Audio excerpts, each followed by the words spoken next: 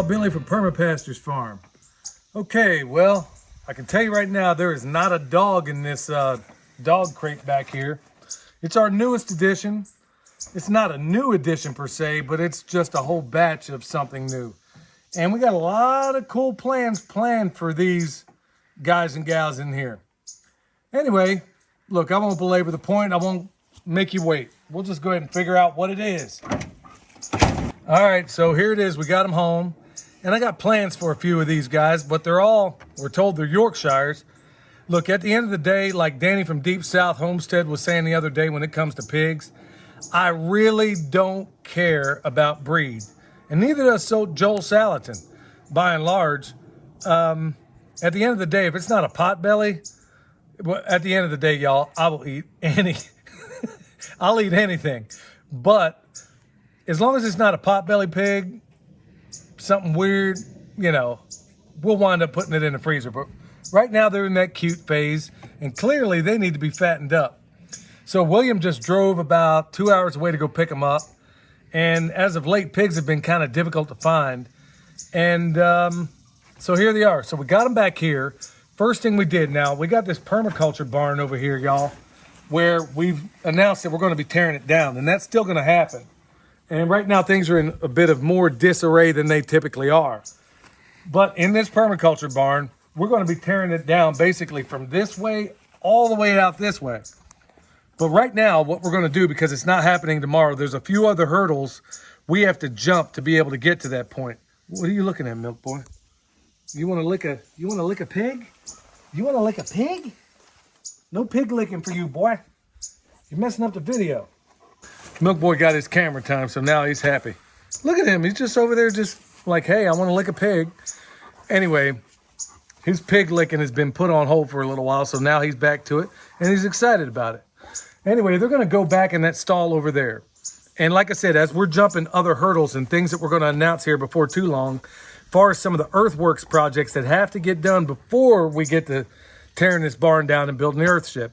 It's just like any construction project, y'all. Things got to happen. But right now, until these, they're not going to be in there too long, but until they're ready to go outside, this is where they're going to be.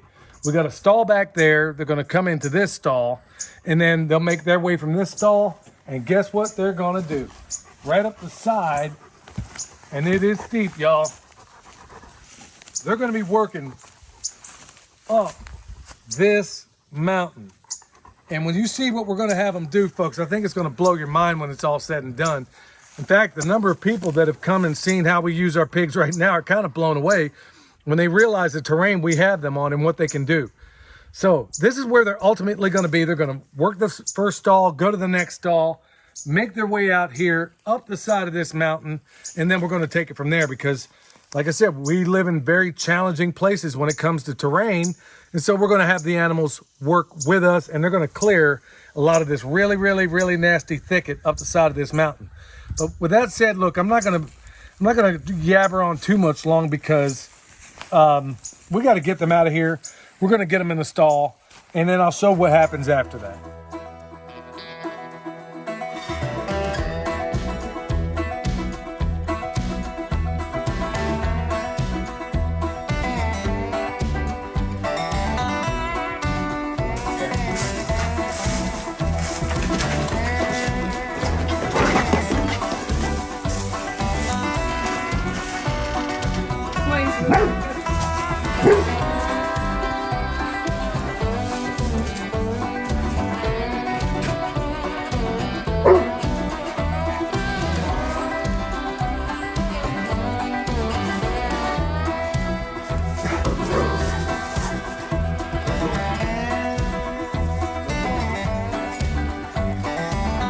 All right, y'all, so we got them inside this first stall. We put down some clean straw. That'll probably be replaced with some wood chips or whatever carbon we can find, even some grass, not grass, but leaves, some fallen leaves. So here it is.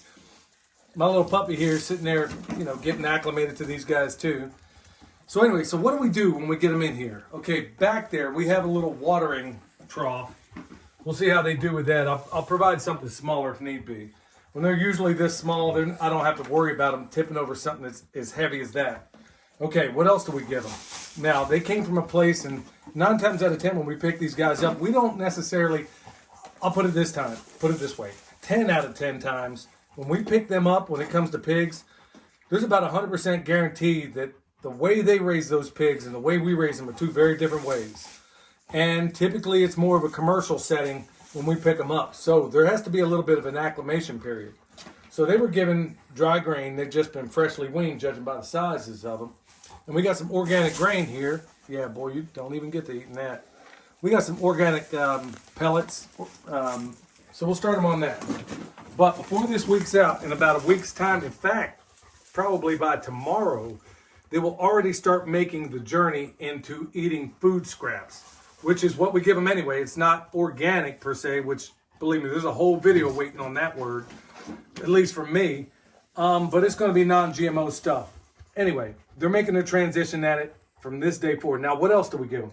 Over here is kelp on demand. They can get as much of that or as little as they like. The minerals are of profound importance. And you know what? The most important part to all this, even if we didn't have the kelp, I know I can use this, charcoal. They will eat their weight in this stuff depending on what they need in terms of minerals.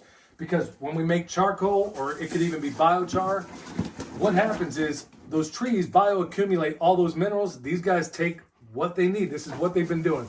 This is where we try to get back to the old ways, y'all. So, all we're going to do at this point, this is more of an acclimation period for these guys and gals. All we're going to do, we're going to first of all, get him out of here. Because they're already a little bit scared anyway. We're going to open this door up and get them out. And then we're just going to kind of let them chill. We're not going to change anything dramatically for the first day.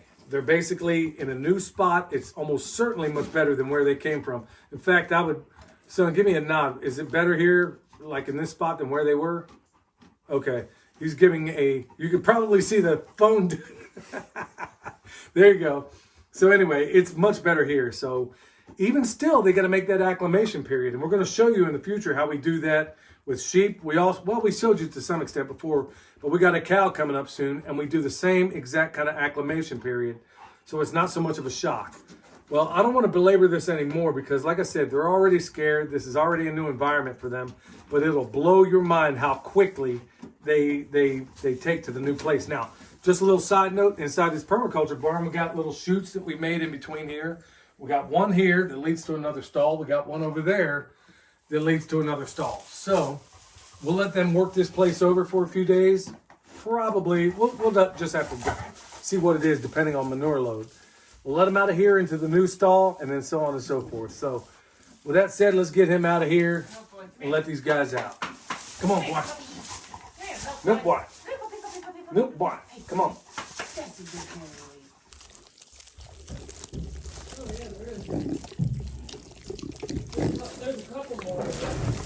Okay, get what you think. We can put some feed in another. Here, you want to try to pet them? All right, y'all. So these little guys and gals are off to the races. I don't want to yell too much because they're just here. It seems like they're acclimating quite well. When you see them eating like this, that's usually a good sign. We're just going to have to trade out the water a little bit. Okay, so we need names, right? So anybody who's interested, give us 6 names. And I don't mean just one name per person. I mean, whoever's interested in this little, we'll call it a contest, give us 6 names. They can be androgynous. They can be all boy, all girl. They can even have a theme to us. Anybody that gives us the best combination of 6 names, maybe there's a theme to it, maybe there isn't, let us know. Let us know down below. And we'll send you a little something. Maybe it'll be a little bit of this permaculture pimp drip honey that we just pulled out the other day. Whatever the case may be, it might be fun. Anyway, anybody that has names, remember, submit 6 names and what you think they ought to be. Doesn't matter. Boy, girl, androgynous. Doesn't matter these days anyway, right? In the next video, or maybe within this thread, we'll figure it out. We'll figure it out along the way. We will pick a winner, okay? Not everybody there can only be one, just like they say in Highlander, right? So anyway, these pigs, they're off to the races. They're doing their things. They're enjoying the first day of their wonderful life of enjoying the pigness of the pig, which we're going to help provide. Anyway, Michelle just brought another one of these. So we'll get them off and running, getting them some more grub, and it'll be off to the races. So folks, like I said, this is how we take care of them when they get home. And now it's just letting them grow up, looking after them, and we'll give you updates along the way and show you how it goes. So, folks, remember, subscribe, tell your friends about us. Also, folks, there have been overtures concerning the bone sauce. We're not quite there yet, folks. This is a long, laborious process to make it and to make it right. And I don't have tons of it right now, but I'm getting more. So remember, we're going to send some more out for testing, and then hopefully within a month, we'll have it up for sale on the website. But not yet. We're not quite ready yet. I want to make sure that I have something I'm very, very proud of, and there's no way to cut corners on this, and it takes a long time. So stay tuned. Watch out for that too. Till next time, this is Billy, the Permaculture Pimp Daddy, where PIMP stands for Permaculture is my passion. These little guys and gals are the reasons why.